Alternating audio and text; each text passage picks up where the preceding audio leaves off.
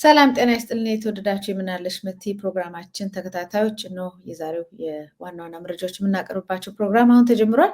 እኔ መታሰቢያ ቅጠላ ደረጃ ሀብተወልድ ከቴክኒሻል ባለሙያዎች ጋር የዛሬዎቹን መረጃዎች ይዘን መጥተናል። አብራችን ቆዩ።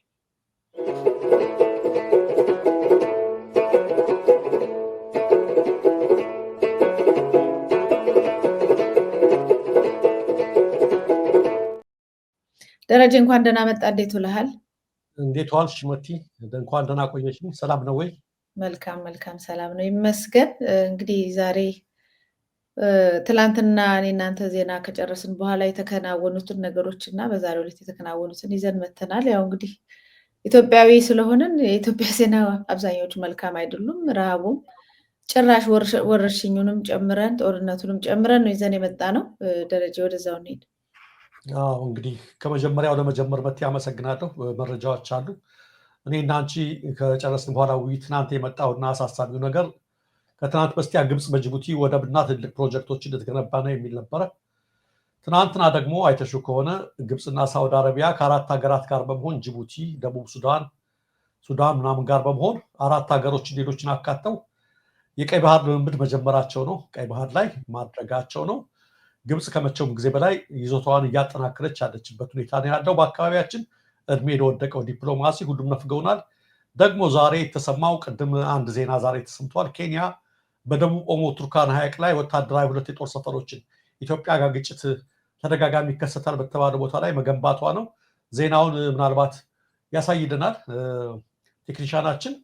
ኬንያ በቱርካና ሐይቅ ላይ 2 የጦር ሰፈሮችን ገንብታለች የሚል ነው። በተደጋጋሚ እንዳወራ ነው መቲ እንግዲህ ኢትዮጵያ በዙሪያው አካባቢ ያለው ነገር ሁሉ በጎረቤቶች ያለው ነገር ሁሉ ሁሉም ነገር እየተያዘ ነው ያለው የሚመስለው በተበላሸው የዲፕሎማሲያዊ መንገዳችን ምክንያት ማለት ነው። ያ ነገር ነው እየሆነ ያለው። ይሄ ነው ዲፕሎማሲያችን አድጓል፣ መንድጓል፣ እንደዚህ ሆኗል። እናንተ የግብፅ ተላላኪዎች ሲሉ ዙሪያችንን በሁሉም አቅጣጫ በሶማሊያም በሞቃዲሾም በዚህም አካባቢ ያለው ነገር እጅግ አሳሳቢ እየሆነ የመጣበት ሁኔታ ላይ ነው። ሌላው መቲ ይሄን ተከትሎ የአገር ውስጥ ውጥረቱ ጦርነቱ እንደቀጠለ ነው። በዛሬው ዕለት በደብረ ብርሃን ዙሪያ ውጊያ ተካሂዷል። የአየር ወለድ ኮማንዶ አባላት ነበሩ እዛ አካባቢ ያሉት ለማጥቃት ነበር የተንቀሳቀሱት። ለማጥቃት ከተንቀሳቀሱት መካከል አብዛኞቹ በአፋር ስር በሚገኘው በመሐመድ ቢሆነኝ እዝ በሱ ክፉኛ ተመተው ጥቂት ናቸው የተረፉት በዛሬው ዕለት ማለት ነው። ውጊያው በተለያዩ ቦታ በቀጠለበት ሰዓት ላይ የመከላከያ ፔጅ አሁንም አርሶ አደሮችን መሳሪያ እየገሰሰ ጽንፈኛዎችን እንደመሰስን ማድረክን በሚል ድርቅ ያለ ፕሮፓጋንዳ ላይ ችከው ነው ያሉት። ግን በየቦታው ላይ የምንሰማው ዜና እጅግ በጣም አሳሳቢ ነው። ይህ በሆነበት ሁኔታ ከኦሮሚያ ክልልም ግጭቶች ተባብሰዋል። በተለይ ወደ ወሎና ወደ አማራ ክልል የኦሮሚያ ልዩ ኃይል በብዛት ስለገባ በብዙ ቦታዎች ላይ ክፍተት ስለተፈጠረ ከፍተኛ ውጥረትና ግጭት በተደጋጋሚ በመከሰቱ ባሎቻቸው የሞቱባቸውን የሚሊሻ እናቶች ወይም ቤተሰቦች ያን ነገር እንዲሸፍኑ በሚል ተመልከቱ። በምስሉ ላይ እንደምትመለከቱት ተመልካቾቻችን፣ አሁንም ቴክኒሻናችን ከተከታተለን ያሳይልናል። በኦሮሚያ ክልል ያሉ የሚሊሻ ቤተሰቦች የነበሩ እናቶችን ተመልከቱ። ኮባና ቅጠል በማልበስ በአይነቱ ልዩ የሆነ ስልጠና ቃል በቃል የተባላቸው እነዚህ ሰልጣኞች እኛ አሰብን ልናስመልስ ስንሄድ አካባቢውን እናንተ ትጠብቃላችሁ ነው የተባሉት። እንደነገርናችሁ ባሎቻቸው ሚሊሻ የነበሩና የሞቱ ናቸው። ሌላ ስራ ሊፈልግላቸው የሚገቡ ናቸው። በቀበሌ ውስጥ መዝገቢያ ተላላኪ መሆን ያለባቸው ናቸው። እነሱ ሲያርፉ ልጆቻቸው ወላጅ አልባ ነው የሚሆኑት።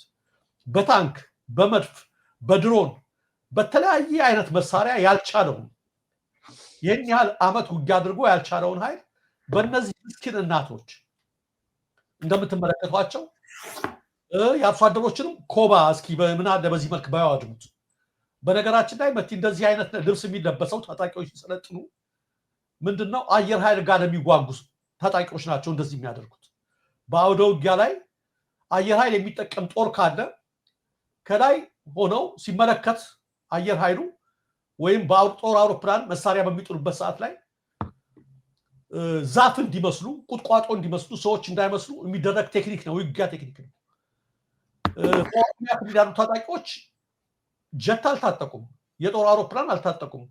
ለምን እንደሚያንገራቷቸው አልገባኝም። ቅጠል ማለብሰው እንደዚህ ኮባ እያለበሱ ማለት ነው፣ እያደከሙ ማለት ነው። እና በድሮም በመርፍ በታንክ በዙ 23 በአየር ኃይል በምን ያልቻለውን ነገር እናቶችን በየመከራው እያስገደዱ እንደዚህ ማሰቃየት ማንገላታትስ ምንድነው እያደረገ ያለው የመንግስት? አሁን እነዚህ ሰዎች ይከላከላሉ ተብሎ ነው?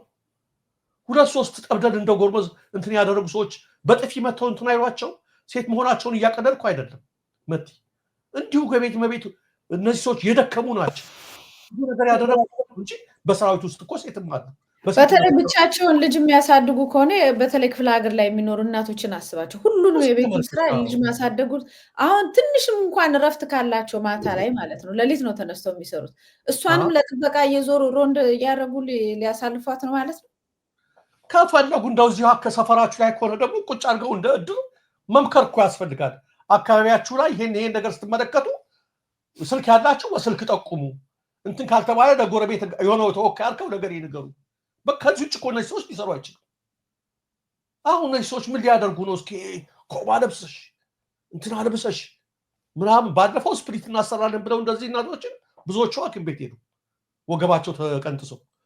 ምን እያደረገ እንደሆነ ያገዛዝ አያውቀውም መቲ ምን እያደረጉ እንደሆነ። ይሄ ብቻ አይደለም። በኦሮሚያ ክልል ከመቼውም ጊዜ በላይ መቲ ምሬት ከማንም ባልተናነሰ መልኩ በተለይ የኢትዮጵያ ሾፌሮች የሚሄዱበት አጥተዋል። መግቢያ መውጫ አጥተዋል። ከአንድ ቦታ ከአዲስ አበባ ሞጆ እስከሚደርሱ ድረስ 10 ቦታ ይቀረጣሉ። እነዚህ ሾፌሮች ብዙዎቹ ተቀጣሪዎች ናቸው። ንብረቱ የነሱ አይደለም። ለባለቤቶቹ ሳንቲም ሲያስረክቡ ደግሞ ግጭት ይፈጠራል። ይህም ብቻ ነው ወይ የሰራችሁት ይተባል። አንዳንድ ቦታ ላይ ደረሰኛ አይቆርጡላቸው ማለት የሚባሉት ቦታ አንዳንዴ በ20 ኪሎ ሜትር ርቀት እዚህ ተቆርጠሽ ይሄዳሉ መስሪያ ያጡ። ይህም በተመለከተ መሄጃ አጣን ነው የሚሉት። ቆቃ ላይ በትናንትናው ዕለት የሆነውን ነገር አንዴ እንመልከት። ሾፌሮች ላይ የደረሰውን ነገር ቪዲዮ አለ እስኪ ያስገባልን። ቆቃ ሲደርሱ ሾፌሮች ምን መኪናዎች ቆመው አንከፍልም በማለታቸው የተፈጠረውን ተመልከች። በሚኒሻዎች ማለት ነው።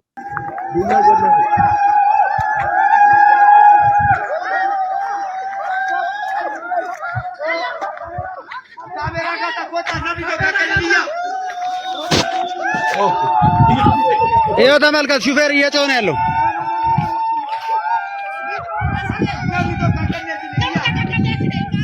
ከወደ ግማሽ ወደ መጨረሻ ያለው ነው።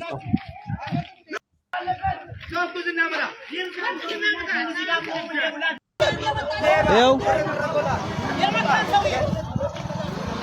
መማታት ጀመረ እንዴ? ማን መቱት? ማን የተመታው? የት አለ የተመታው? ማን ነው?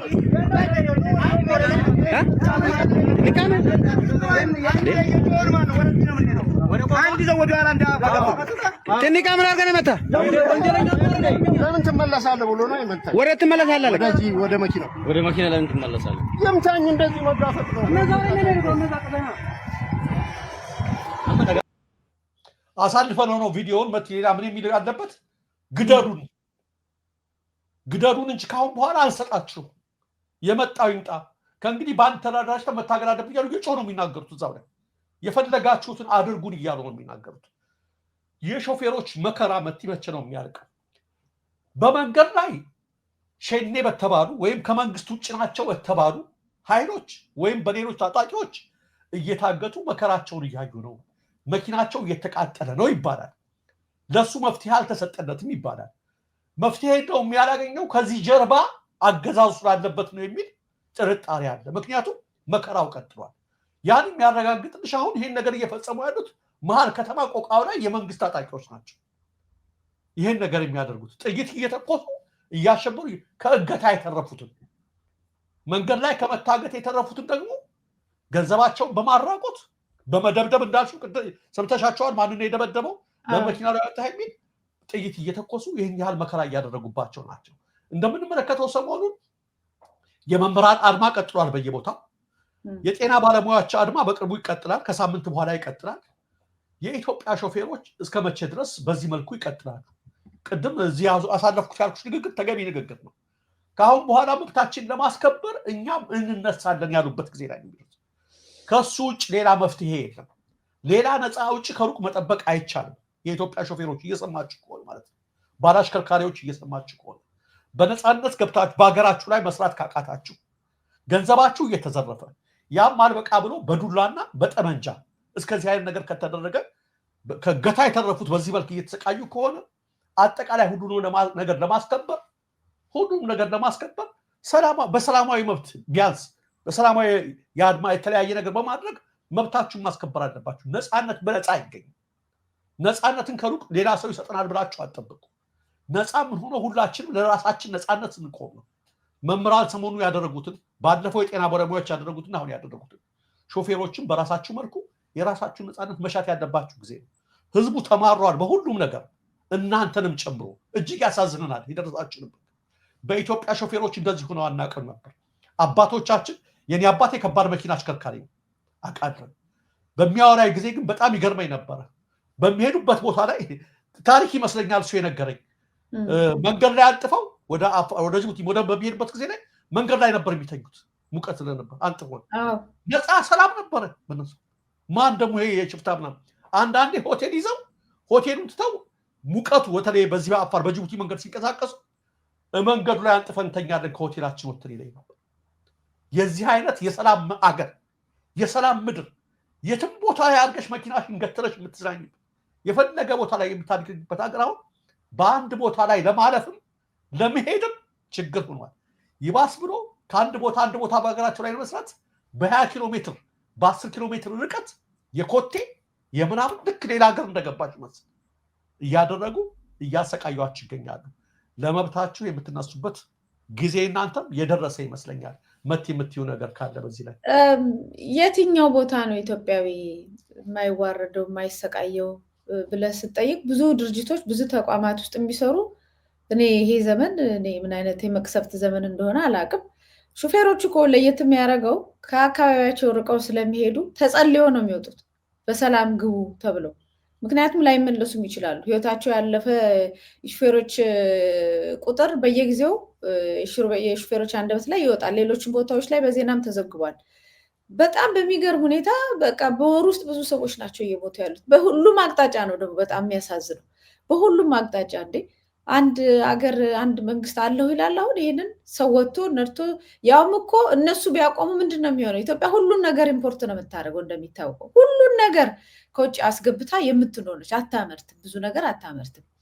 ስለዚህ እነዚህ ሰዎች ናቸው እንግዲህ ሀገር አቋርጠው ሄደው ያንን አስፈላጊውን ነገር ተሸክመው መጥተው እዚህ የሚከፋፈሉ። ያ የቀረለት ኢትዮጵያ ህዝብ ምንድን ነው የሚሆነው የሚል ጥያቄም የለም።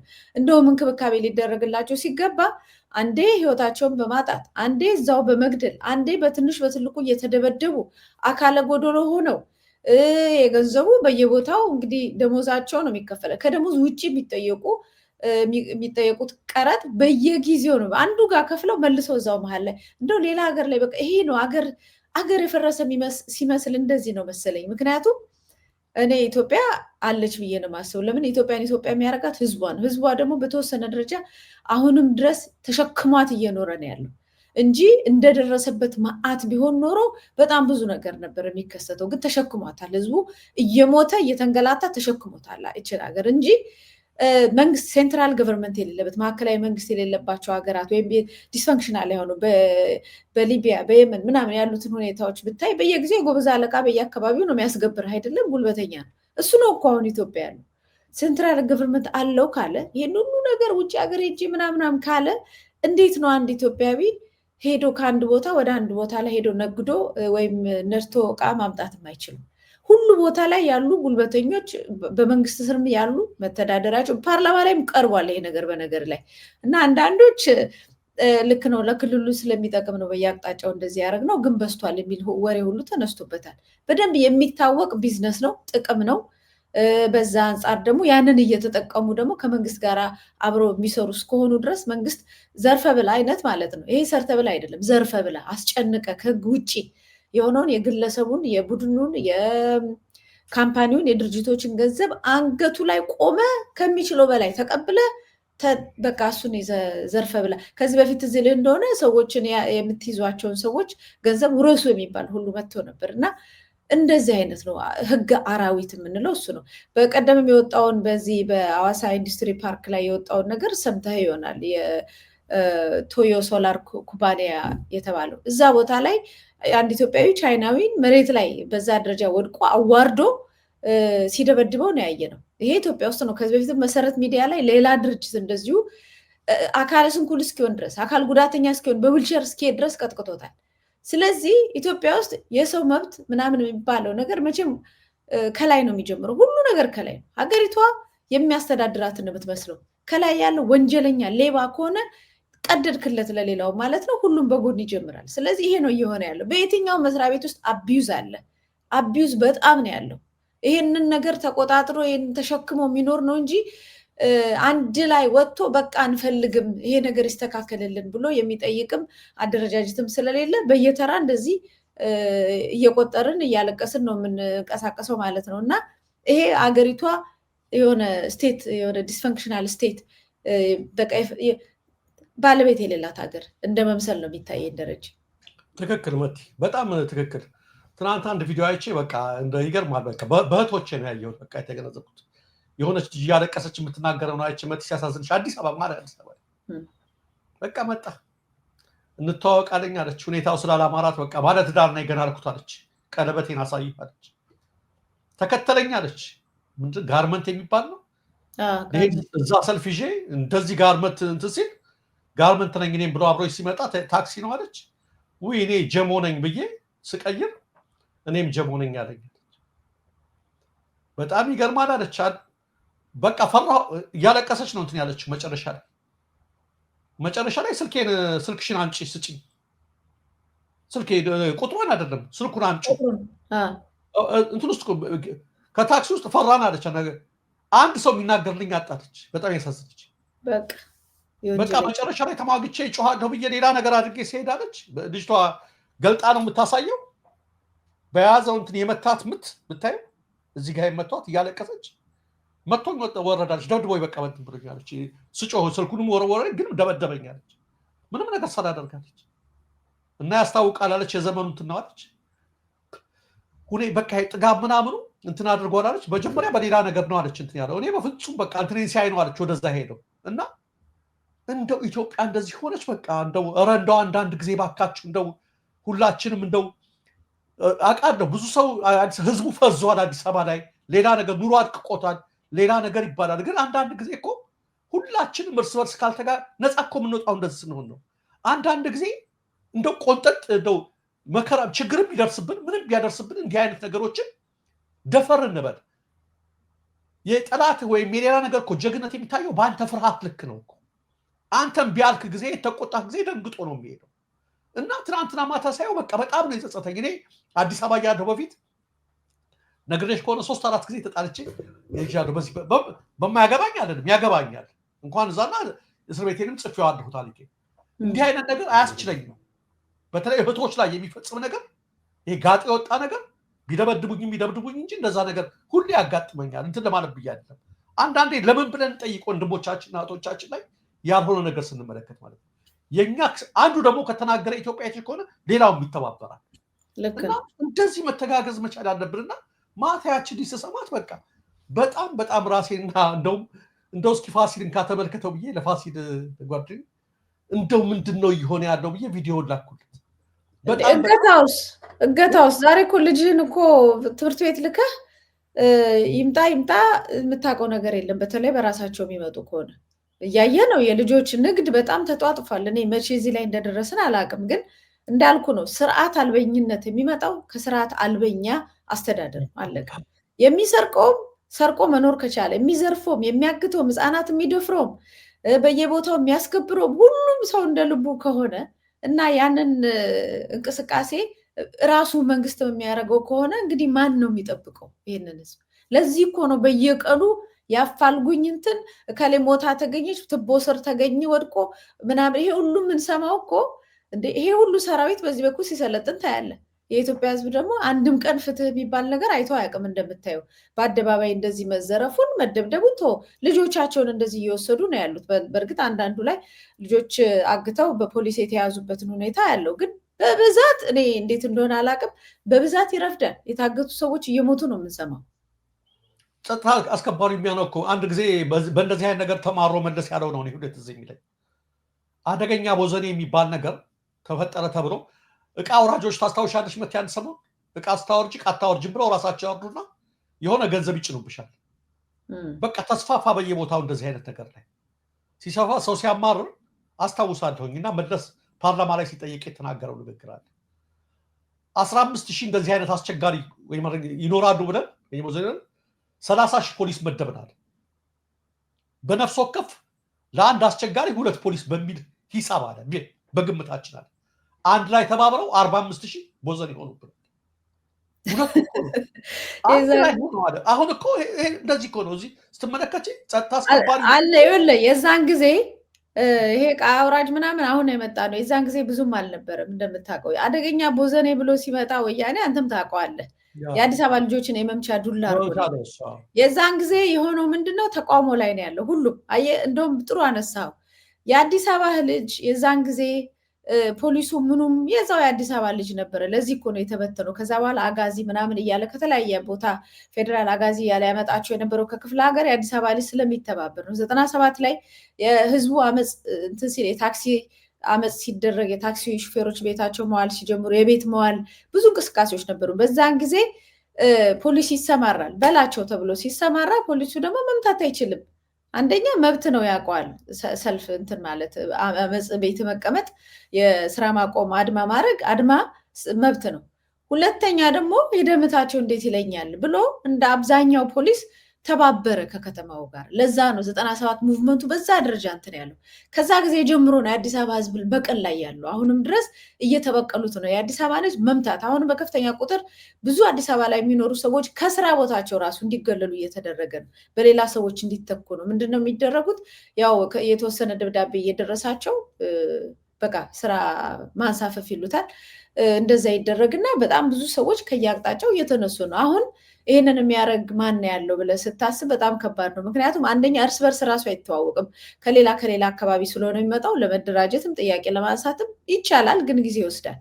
የዛን ጊዜ ግን ፖሊሱም የአዲስ አበባ ልጅ ጥያቄውም የሚያነሳው የአዲስ አበባ ልጅ ስለነበረ አንድ ላይ ሲቀናጁበት ቦዘኔ ብሎ ፖለቲካውን ለመስበር የሄደበትንም እንቅስቃሴ አስታውሳለሁ። ከዛ ውጭ ግን በሌብነት በምናምን ላይ እንደዚህ አይነት እኔ አሁን ወያኔ ልም ያለ የኢትዮጵያ አፍራሽ ነው፣ ምንም ጥያቄ የለውም። በሌብነት ላይ ምናምን ግን እዚህ ደረጃ ላይ ምንም የሚወዳደር የለም። ምን ስሜ የለውም እኮ አሁን መት ስሜ የለውም እኮ ሰው እኮ በሰላም ወጥቶ የማይገባበት አዲስ አበባ እኮ ነው ያለችው።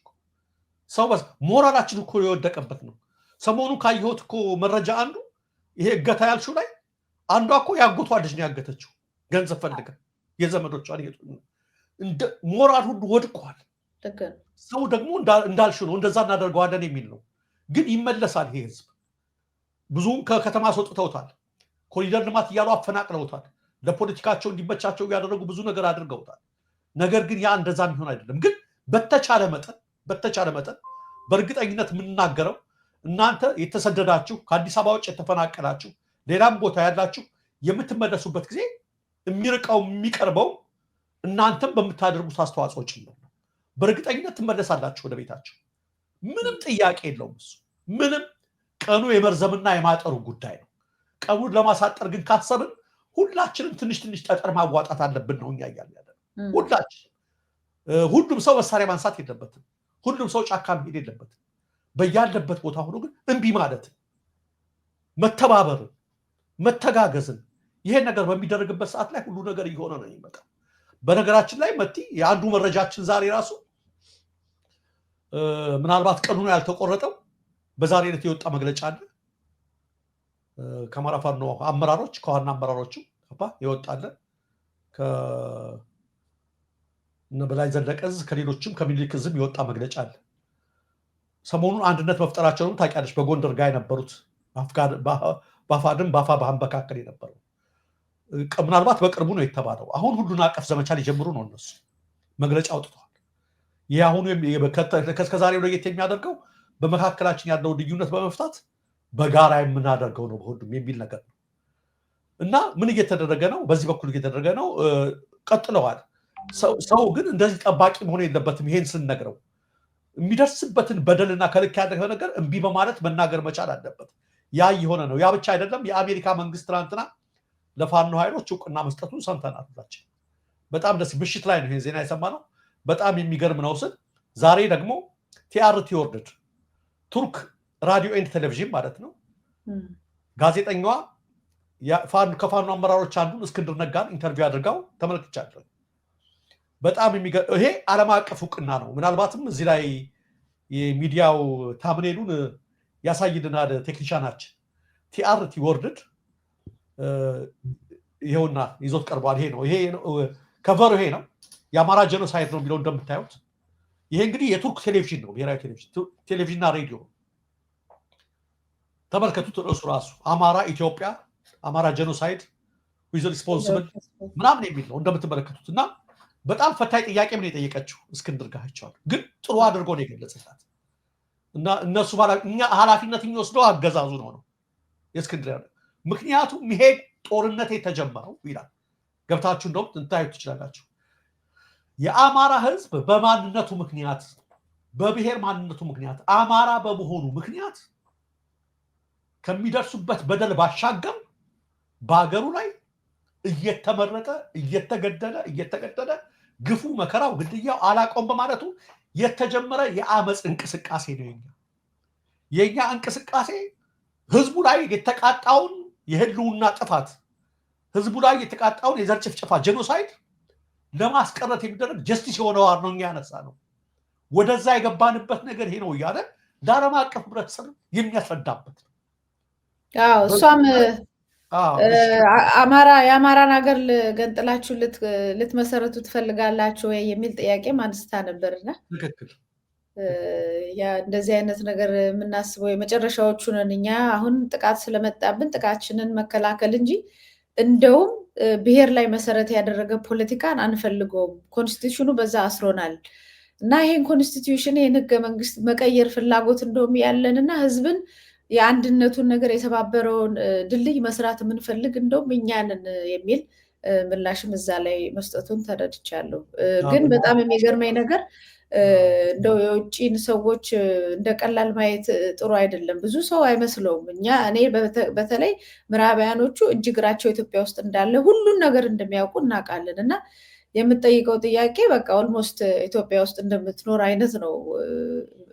በጣም ብዙ በሀሜት ደረጃ የሚደረጉትን ነገሮች ሁሉ ጠይቃለች። ትክክል፣ በደንብ አዳምጠሸዋል። በቃ ይሄ ነገር ግን ወደ እንዲህ አይነት ዋናው እንዲህ አይነት የሚዲያ አክሰስ ከኢንተርናሽናል ሚዲያዎች ከነ ቲአርቲ ወርልድ ከሌሎቹም ከነ ሬውተርስ እንደዚህ አይነት ዘገባዎችን ሽፋን እያገኘ የሚመጣው አንድ ድርጅት ምን ሲሆን ነው የሚለውን ነገር ይከታተላሉ። የኢትዮጵያን ጉዳይ መቋጫ እንዳጣ ያውቃሉ። በአማራ ክልል ስለሚደረገው እያንዳንዱ ነገር እንዴት በቁጥር ላይ እንደሆነ እያንዳንዱ ነገር ያውቁታል። የኢትዮጵያ ጉዳይ እንደነገርኳችሁ ነው። ከኛ በላይ ራሳቸውን ያሳስባቸዋል አንዳንዶች። ይሄ በተለይ የምስራቅ አፍሪካ ጉዳይ ከዓለም ንግድ 23% የሚሳለጥበት ነው። 23% የትልቅ ሀገሮች ሳይቀር። ስለዚህ ለራሳቸው ብሔራዊ ጥቅም ሲሉ የዜና አካባቢ አይናቸው መቲ እንዳልሽው እዚህ ጋር ነው፣ ጆሮአቸው እዚህ ጋር ነው። የኢትዮጵያ ጉዳይ አሳስቧቸዋል። ትናንትናም አዲስ ሪፖርት ወጣ። እዳቸውን መክፈል አይችሉም ፈጽሞ ከተባሉ 14 ሀገራት ውስጥ አንዷ ኢትዮጵያ ሆነች። የተበደሩትን እዳ መክፈል የማይችሉ የኢትዮጵያን ሁኔታ ተከታትለውታል። እየወደቀች መሄዷል። ኢኮኖሚው እየሞተ መምጣቱ፣ የጸጥታ ሁኔታ እጅግ አስቸጋሪ መሆኑ። እንዴ አዲስ አበባ ውስጥ እኮ የተቀመጡት እኮ የምዕራባውያን ኤምባሲዎች እኮ ናቸው። ከኒውዮርክና ብራሰልስ እኮ ቀጥሎ አዲስ አበባ እኮ ነው ያሉት። ሁሉን ነገር ያዩታል። ስለ እገታው ስለምኑ የኛ የምናውቀውን ያህል በዛ መጠን ያውቁታል። ለዚህ ደግሞ ትልቁ ነገር ቃል ገብቶ የነበረው አብይ አንዴ በሁለት ሳምንት ብሎ የተነሳው ቀጥሎ ትንሽ ጊዜ ስጡ ሲላቸው የነበረው 3-4 ጊዜ ያራዘመው ነገር ሊሆን አልቻለም። አሁን ሳይሆን ከቁጥጥሩና ከአቅሙ በላይ ሆኗል። እንደነገርናችሁ የሀገሩ ጉዳይ ሳያልቅ አቅቶት ሰው መግባት መውጣት አቅቶት እሱ ራሱ መቀሌና ነቀምት መሄድ አቅቶት አሰብን ላምጣ ሲል ቅዠት ነው፣ ኢሉዥን ቅዠት። ስለዚህ ምንድነው ያደረጉት? ገብቷቸዋል። ይሄ ሰውዬ እዚህ አካባቢ ላይ ካለ የዚህ አካባቢ ሰላምና መረጋጋት ሊሰፍን እንደማይችል በደንብ ገብቷቸው፣ ስለዚህ አይናቸውን እያተኮሩ ነው። እኛም ስንጮህ የከረምነው እስከዛሬ ድረስ ወደ አንድነት ነው፣ እንደዚህ ሁኑ። ትልቅ ግምት በተሰጣችሁ ሁኔታ ውስጣችሁን ተበጣጥሳችሁ ስትጣሉ ማንም ዞር አይላችሁ። ጠንከር ያለ አንድ የሆነ ትልቅ ኢሜጅ አሳዩ እያል ስንጮህ የነበረው ጉሮሯችን ይዘርቅ። ለዚህ ነው ተስፋ ቆርጧል በአብይ። በርካታ ምዕራባውያን ተስፋ ቆርጠዋል። አልቻለም። ካሁን በኋላም ወደ ሰላም ሊያመጣት እንደማይችል አውቀውት እንኳን ሰውን በሰላም ሊያኖር እሱ በሰላምና በተረጋጋ ሁኔታ እንደማይኖር አውቀዋቸዋል። የሾመው ቀኝ እጁ የተባለው አማራ ክልል ርዕሰ መስተዳድር ከትናንት በስቲያ ነው ላሊበላ ሹምሻ ደርሶ መጣለሁ ብሎ ራሱ ክልል ላይ ያ ሁሉ ነገር የተፈጠረ። በዚህ ሁኔታ እስከ መቼ ይቀጥላል? አይቀጥልም። ስለዚህ እስክንድር ትልቅ ማብራሪያ ቆንጆ አድርጎ ነው የተናገረው። ኢንተርናሽናል ሚዲያዎች በዚህ ደረጃ መሳባቸው ምን እንደሚያመለክት ይህን በማወቅ አሁንም የጀመራችሁት አንድነት ተስፋ ሰጪ ስለሆነ የበለጠ በርትታችሁ መቀጠል አለባችሁ የሚለውን መልእክት ማስተላለፍ ያስፈልጋል። ያው የኢንተርናሽናል ሚዲያን ካነሳ ያቀር አልጀዚራ ላይ አቶ ጌታቸው ረዳ ብቅ ብሏል እና ገና እንግዲህ ለማየት ጓጉች ያለው ምን ሊሆን እንደሚችል ትልቅ ሾው ነው። ስለዚህ በጣም ጥሩ ቦታ ነው። ትልቅ ስቴጅ ነው እውነቱን ለመናገር እና ለምን እና የማዲ ሀሰን እንግዲህ በጣም ፖፑላር ሰው ነው። በተለይ አሁን ከዚህ ከፓለስታይን ከተለያዩ እንቅስቃሴዎች በአሜሪካ ፖለቲካም ላይ ከባድ በደንብ ነው ኢንቮልቭ የሚያደርገው እና እዛ ቦታ ላይ ሄድ ቱ ሄድ ላይ ቀርቦ የሚለውን የተጠየቁትን ጥያቄዎች እና መልሱንም ለመስማት በጣም ፈቃደኛ በጣም ቸኩያለሁ ኦልሞስት እና በዚህ አጋጣሚ አሁን ኢትዮጵያ ውስጥ ካሉ ሰዎች ለዚህም ሊሆን ይችላል አብይ አህመድ ያቀረበው። እስቲ አሁን ሌላ ማን ሊቀርብለት ይችል ነበር እዚህ ቦታ ላይ ብለህ ከብልጽግና ሰዎች ብትፈልግ የምታገኘው ሰው ያለ አይመስለኝም። ግን አቶ ጌታቸው ረዳ ምንም የጦርነት አማካሪ የጦርነት በጭፍጨፋውም በወያኔነትም በብዙም ደም እጁ የተጨማለቀ ቢሆንም በዚህ ኢንተርናሽናል ሚዲያዎች ላይ አፒር የመቅረብ እንትን አለው፣ አቅም አለው፣ ንግግርም ችሎታ አለው፣ ፖለቲካውንም በደንብ ያውቀዋል እና ለዚህ ተብሎ እዛ ቦታ ላይ ተመርጧል። እስቲ እዚህ እንዴት ነው ታዲያ የሚለውን እኮ ነው። አሁን እኮ ኢንተርናሽናል ሚዲያዎች እንዴት ነው ኢትዮጵያን እየጠሯት ነው? ምንድን ነው ሊያረጉ ያሰቡት? ምንድን ነው ሊያውቁ የፈለጉት የሚለው ወደ ሚዲያ ዝም ብላ አትመጣም። በኢንተርናሽናል ሚዲያ ላይ በምክንያት ነው የምትመጣው። ስለዚህ እሱን የምናየው ነገር ነው። እንግዲህ የሀሰብን የሰማኋት ነገር አለች ጌታቸው ያላትን እኔ በሁለት አቅጣጫ ይቻታል ያላትን ዋናው ጦርነት በኢትዮጵያና በኤርትራ ላይ የተጠየቀው ላይ ጦርነት ነው ያለው። ሁለቱም ጦሱን ያውቁታል፣ ካሁን በፊትም አውቀውታል የሚለው ቢገቡ ደግሞ ምን እንደሚመጣባቸው ያውቁታል ይላል። እንዲሁ ስትወስጂው በቀጥታ አባባሉ ትክክል ነው። ጦርነት ማንንም አትራፊ አያደርግም፣ አክሳሪ ነው የሚል ነገር ነው። ከዚህ አኳያ በዚህ በኩል ግን ምንድነው የሚመጣብሽ ማለት ነው? ዝግጅት እየተደረገ ያዘው ቀጥል ወደ አሰብ ምናምን እየተደረገ ነው። ጌታቸው የተናገረው ካርታም ተሰርቷል። የደህንነት አማካሪው ነው የአብይ ይሄን ነገር ሲናገር ሁለት ነገር ይመጣል። አንዱ አብይ በነገራችን ላይ የተመድ የአፍሪካ ቀንድ ኃላፊ አስመራ ሄደዋል። ሽምግልና ከኢትዮጵያ ተልከው ትናንት ፕሬዚዳንት ኢሳያስ ሄደዋል። በዚህ በኩል ያስፈራራሉ፣ በዚህ በኩል ሽምግልና ይልካሉ። ግድ የለም እሱ። ስለዚህ እኔ ግን የመጣብኝ ጌታቸውን ሲል አንድ እውነቱን ነው። ዝም ብሎ ከማስፈራራት ያለፈ ጦርነት ሊጀምር አይችልም። አብይ አቅሙን ያውቀዋል ነው የመጀመሪያው እንትኔ ማለት ነው። አብዛኛው ልክ ነው ጌታቸውን ብዬ ልስለው። ሁለተኛው ደግሞ አማካሪ ስለሆነ ብዙ ጊዜ እቺ ይጠቀሙባታል አንዳንዶች፣ ታዘናጊያለች። አማካሪ ስለሆነ ጌታቸው ይሄን ካለ ከኢትዮጵያ በኩል የጦርነት ስጋት የለም የሚል መልእክት አስተላልፍም ተብሎ ሊሆን ይችላል። ጌታቸው ይሄን ካለ እንዲዘናጉ ታዘናጊያለች እንትንሽ። አይ ሁለቱም አይገቡም ጦሱን ያውቁታል ካለ አይ ዝም ብለው ነው የሚፎክሩት ማለት ነው፣ ጦርነት አይኖርብንም ብለው አጣጥፈው እንዲቀመጡም ሊሆን ይችላል። የሆነ ሆኖ ግን ጌታቸው ረዳ ከተናገረ ውስጥ ሃይላይቱም ይሄ ይመስለኛል። ዋናውም ማዲ ሀሰን እዚህ ላይ ነበር ያተኮረው። ለምን ሁለቱ ሀገራት ዳግም ወደዛ ከገቡ ቀንዱ ይናጋል የሚል ስጋት በእንግሊዝን ጨምሮ በሌሎችም ሀገራት ምዕራባውያን ላይ ያደረ ስለሆነ ማለት ነው። መልካም። ያው በብዛት በኤርትራና ኢትዮጵያ ጉዳይ በአሰብ በቀባሪ መሳሰሉ ነገር ላይ ነው የሚሆነው ብዬ አስባለሁ። ስለዚህ ለመስማት እንግዲህ በጉጉት እንጠብቃለን። እንደሱም ሆኖ እኔ እንደ መታሰቢያ ቀጸላ እንደ አዲስ አበባ ተወላጅ እንደ ኢትዮጵያዊ መጀመሪያ የኔ ፕራዮሪቲ የመጀመሪያ ቅድሚያ የምሰጠው ከአዲስ አበባ ከቤቱ ተፈናቅሎ የትም በየጎዳናው እየተንከራተተ ስላለው ለአዲስ አበባ ሕዝብ ነው። ከወለጋና ከመሳሰሉት ከኦሮሚያ ክልል ተበትኖ በረሃብና በእንግልት እየወደቀ ስላለው በረሃብ እየሞተ ስላለው ኢትዮጵያዊ ቤት አልባው ሀገር አልባው አልተፈለክም ለተባለው እሱ ከተመለሰ በኋላ ነው ለሌሎች ነገሮች ልንነጋገር የምንችለው። መጽሐፍ በትንሹ የታመነ በብዙ ይሾማል፣ በጥቂቱ ግን ያልታመነ ይላል በብዙ አይሾምም ይላል። በአዲስ አበባ ያላመንኩት፣ በምኖርበት ከተማ ያላመንኩት ሀሳብን ቢያመጣ አሰብ ኬኛ ላለማለቱ ምን ዋስትናል? ለማን ነው የሚኖር? በእንዲህ አይነት አስተዳደር አይደለም ነው የምልሽ። ይህ አይነት አስተዳደር በጥቂቱ አልታመነም። አንቺ እንዳልሽው በሀገራቸው ላይ ኢትዮጵያ ዜጎች በሰላምና በነፃነት እንዲኖሩ አልተፈቀደላቸው። ከመሀል አዲስ አበባ ከኖሩበት ሀብት ካፈሩበት ከአያቶቻቸው ከወረሱት ቤት ሁሉ ተፈናቅለው ሜዳ ላይ ተበትነዋል። ያ አልበቃ ብሎ ድሬዳዋ ኬኛ እያለ እየቀሰቀሰ ነው ጠቅላይ ሚኒስትሩ። ወሎ ኬኛ እያሉ ነው፣ ሌላው ኬኛ እየተባለ ነው። እንደዚህ የሚል አገራዊ ስሜት የሌለው ሀገር ምራ ተብሎ አሁንም የሆነ አንድ ቡድንን እናንትና አስከብራለሁ የሚል አካል ሀሳብንስ ቢያመጣ ምንድነው ሊፈጠር የሚችለው? ቢሆን ነው የምልሽ፣ ይሆናል እያልኩ አይደለም፣ ቢያደርግ እንኳ ማለት ነው። ስለዚህ መጀመሪያ እስኪ ገብቶ ይውጣ እሱ ራሱ መጀመሪያ ህዝቡን በሰላም ያኑረው ነው። ስለዚህ እኔም ያንቺን ሀሳብ የምጋራው ነኝ። መቲ በጥቂቱ ያልታመነ በብዙ አይሾምም ለማለት ነው። በዛውም አካፍለን ይህንኑ በሚመለከት ዜናዎችን አሉን። በየአካባቢው ተቸግረዋል በጣም ተፈናቅለው ያሉት ኢትዮጵያውያኖች ኦልሬዲ ስለጀመርኩት ማለት ነው። ልክ ነው መቲ፣ ልክ ነው። እስኪ ፎቶውን ያሳይልን የሚበሉትን እንኳ እህል እስኪ እንመልከታቸው ቴክኒሻናችንና። ይሄ እህል ይታያቸዋል። በነቀዝ የተበላል መቅደላ ማሻ ወረዳ ነው ያሉት ወሎ። እነዚህ ከወለጋ ከተለያዩ ቦታ የተፈናቀሉ ናቸው። ከኦሮሚያ ከ600 በላይ ይበልጣሉ። 15 ኪሎ ነበር የሚሰጣቸው በየወሩ ለቤተሰብ። ይሄ በነቀዝ የተበላው 15 ኪሎ ይሰጣቸው ነበር። በዚህ ነበር የኖሩት። አሁን ይሄም ከቆመባቸው 6 ወር አለፈ። 6 ወር አልፎ ማለት ብዙ ነበሩ፣ ከ600 ይበልጡ ነበር። የቀሩት ናቸው 600። ትንሽ መንቀሳቀስ የሚችል እንደወጣት አይነቱ ሄደ። እየለመንኩም ምን እያልኩም እበላለሁ ብሎ የተደፈሩ የስነ ልቦና ጥቃት የተፈጸመባቸው ህፃናት፣ መንቀሳቀስ የማይችሉ አዛውንቶችና እናቶች እዛው ቀርተዋል።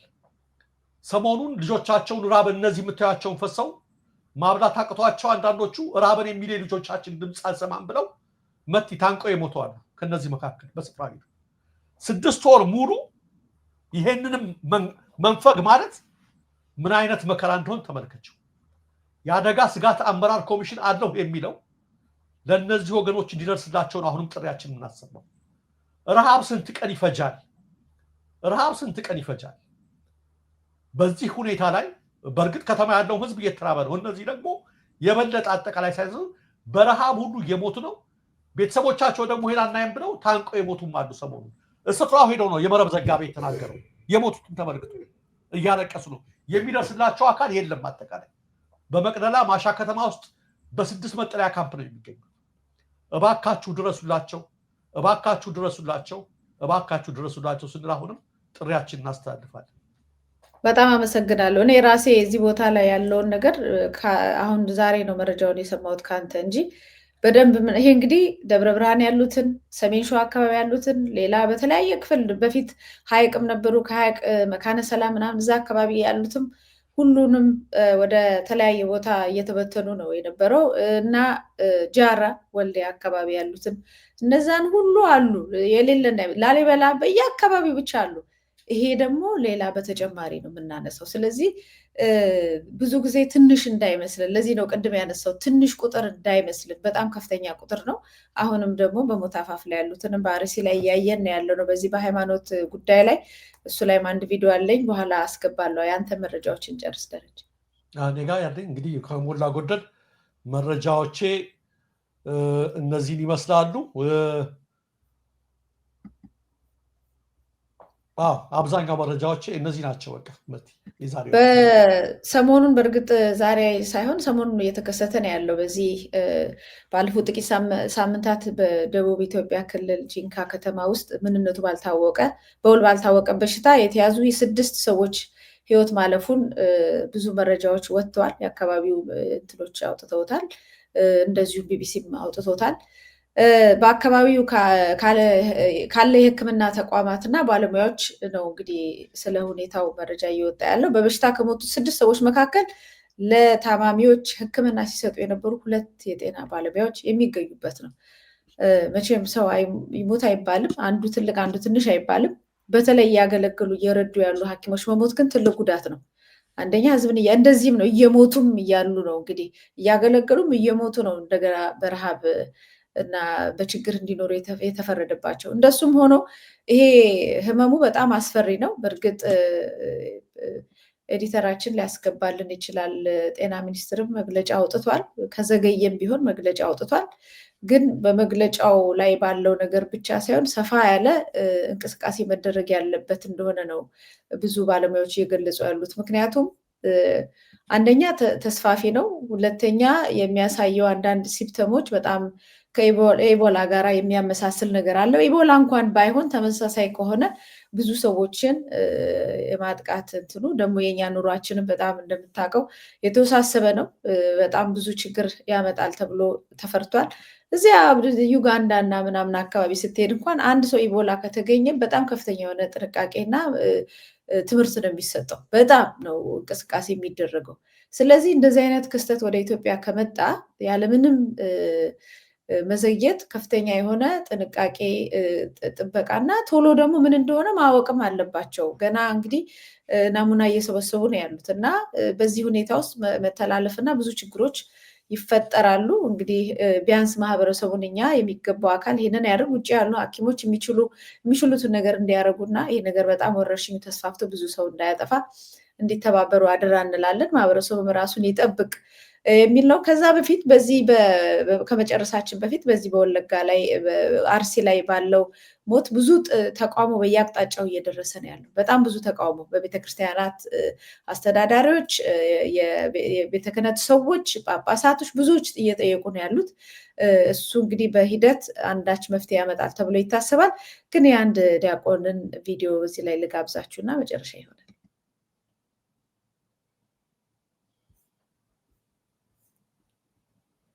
ጫላ ደገፋ እባላለሁ። የቅዱስ ጊዮርጊስ ቤተክርስቲያን አገልጋይ ነኝ።